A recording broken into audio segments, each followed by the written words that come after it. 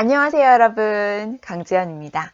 지난 영상에서 심리학 책 3권 제가 추천해 드렸었잖아요. 그 중에 오늘은 한 권 리뷰해 보려고 가지고 왔는데요. 바로 정체성의 심리학입니다. 연말을 맞아서 여러분들이 나를 돌아보는 시간 많이 갖고 계실 것 같아서요. 오늘 온전한 나로 살기 위한 정체성의 심리학, 이 책에 대해서 이야기를 좀 해보려고 합니다. 이 정체성의 심리학은 고려대학교 심리학과 박선웅 교수님이 쓴 책이고요. 이 책에서 가장 인상적인 부분 3부분을 오늘도 뽑아왔습니다. 51페이지에 있는 내용입니다. 인생 이야기란 어떤 일에 대한 객관적인 사실에 관한 이야기가 아니라 그 사건이 자신에게 어떤 의미로 맺히게 돼서 자신의 삶을 이끌어가고 있는지에 대한 이야기다.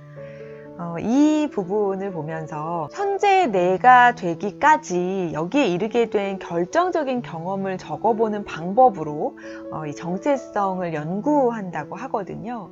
여러분들은 어떠신가요? 지금의 여러분이 만들어지기까지 어떤 결정적인 사건이 있으셨나요? 저도 생각해 보니까 지금의 제가 있기까지 결정적인 사건이 있었습니다. 그때를 돌아보면요, 만약에 그때 그 선택을 안 했으면 어떻게 됐을까? 이런 생각을 합니다. 여러 가지 선택의 순간들이 찾아오죠. 인생을 살다 보면. 여러분들은 그때 어떤 선택을 하시나요? 제가 말하는 직업을 선택하게 된 그 경험이 저한테는 결정적인 사건이 아니었을까 싶어요. 방송을 시작하게 됐을 때 주변에 말리는 분들도 있었거든요. 제가 의견을 물어봤을 때 만약에 그때 제가 방송 일을 선택하지 않았다면 아마도 지금의 저는 없었을 거고요. 뭘 하면서 살았을까? 그냥 일반 직장인이 되지 않았을까 싶은데요. 여러분들도 아마 여러분들이 있기까지 큰 사건들 몇 가지가 있으셨을 텐데요. 그게 여러분을 구성하고 있다는 부분을 이 책에서는 말하고 있습니다.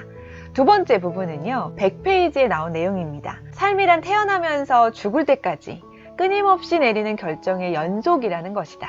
자신이 누구이든지, 즉 자신의 정체성은 스스로 찾지 않으면 찾을 수 없다. 이런 결론을 내립니다. 저는 여기에 나오는 하나의 사례에서요, 인생의 주제는 아마도 자율적인 선택과 결과에 대한 책임, 그리고 자신의 선택을 좋은 결과로 만들어내기 위한 노력일 것이다. 이 말이 나오는데요. 매우 동의했습니다. 다른 사람들에게 어떻게 생각하는지 의견을 묻고 조언을 구해도 결국은 내가 선택을 하는 거잖아요. 자율적인 선택이라는 게 굉장히 의미가 있다고 생각이 들고요. 그 선택에는 반드시 결과에 대한 책임도 뒤따르게 되잖아요. 이런 책임이 무서워서 선택을 못하는 분들도 계시죠. 그런데 이 자신의 선택을 좋은 결과로 만들어내기 위한 노력을 한다는 부분이 저한테는 좀 인상적이었어요. 우리는 누구나 자기가 최선의 선택이라고 생각하고 그 당시에 그 선택을 하는 걸 거거든요. 불행을 바라고 선택하지는 않을 거잖아요. 우리의 인생을 자율적으로 선택하고 책임지는 모습이 나를 나로 만드는 삶이 아닐까라는 생각이 들었습니다. 108페이지를 한번 보면요, 여기에는 해야 하는 일과 하고 싶은 일 사이라는 얘기가 나와요. 저는 이 내용만 나오면 책에서 자꾸 멈추게 되더라고요. 여기에는 김연아 이야기도 나오고 요요마 이야기도 나오는데요. 요요마가 한 인터뷰에서 이런 이야기를 했다고 합니다. 완벽해야 한다는 마음이 문제였던 것이다. 나 자신이 아니라 다른 사람에게 어떻게 들릴까만을 생각했던 셈이다. 나는 이때 해야 한다를 하고 싶다로 바꾼 순간으로 부른다.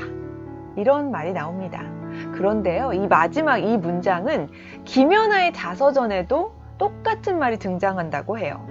사춘기 시절 롤러코스터처럼 격하게 변하던 내 마음속의 피겨는 다시 해야 하는 것이 아니라 하고 싶은 것으로 자리 잡았다. 이런 말이 나온다고 합니다.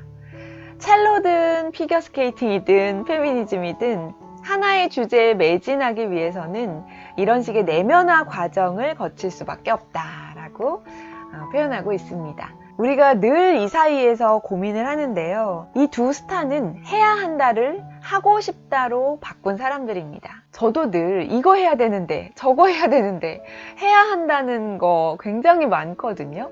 그런데 하고 싶다라는 말이 잘 나오지는 않아요. 마치 의무감으로, 당위적으로 해야 될 것 같아서 하는 일들이 많거든요. 그런데 다시 한번 생각하게 됐습니다. 이거 하고 싶다고 해야 되겠다. 그렇게 동기부여 해봐야 되겠다. 내가 하고 싶은 일인데도 그 일을 하면서 중간중간 지칠 때도 있고 하기 싫은 일들이 포함될 수도 있잖아요. 그런데 그때마다 이거 해야 되는데 라고 하다 보면 결국은 미루고 마지막에 어쩔 수 없이 하게 되는 경우들이 생깁니다. 저 너무 찔리거든요. 저는 이렇게 하는 일들이 많아서 이것을 하고 싶다로 무조건 바꿔봐야겠습니다. 네, 이 말이 아주 인상적이었어요.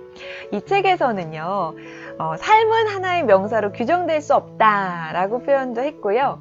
내 인생의 주제는 무엇인가? 라는 질문도 던집니다. 추상적인 원칙은 구체적인 삶의 맥락에서 힘을 잃기 쉽다라는 표현도 나오는데요. 이런 하나하나의 표현들이 저한테 전부 다 생각해 볼 거리로 다가왔습니다. 추상적인 원칙이라고 하는 게 우리가 막연하게 생각했던 것들이 아닐까 싶어요. 난 이것 좀 하고 싶다 하거나 이거 해보면 어떨까? 라고 생각했던 것들을 구체적으로 계획해보고 실천할 실행 계획으로 세워보는 것, 이런 것들을 통해서 하나하나 좀 이루어 나가는 게 아닐까라는 생각도 했고요. 이 책에서 가장 주되게 하는 말은 자신의 이야기가 자신의 삶을 말해준다라는 표현이에요. 저는 이걸 보면서 내가 하는 말이 나를 설명해준다 라는 생각이 들었습니다. 우리가 하는 한마디 한마디로 사람들은 나를 그리고요, 나를 봅니다. 그래서 말 한마디가 더 중요하고 소중한 게 아닐까 싶은데요. 마지막에 아주 짧은 시 한 편이 들어있는데 너무 인상적이에요. 천둥, 이 문제. 마른 번개가 쳤다. 12시 방향이었다. 너는 너의 인생을 읽어보았느냐? 몇 번이나 소리내어 읽어보았느냐? 여러분, 우리 2020년 정말 열심히 살았잖아요. 힘들기도 했지만 그 중에 또 찾아보면 좋은 것들, 나를 위한 시간들 아마 보내지 않았을까 싶습니다. 여러분만을 위한 시간 보내는 연말이 되셨으면 좋겠습니다. 오늘 내용이 도움이 되셨다면 좋아요와 구독 부탁드리고요. 알림 설정 해두시면 편하게 보실 수 있습니다. 그럼 저는 또 좋은 영상으로 찾아뵙겠습니다. 고맙습니다.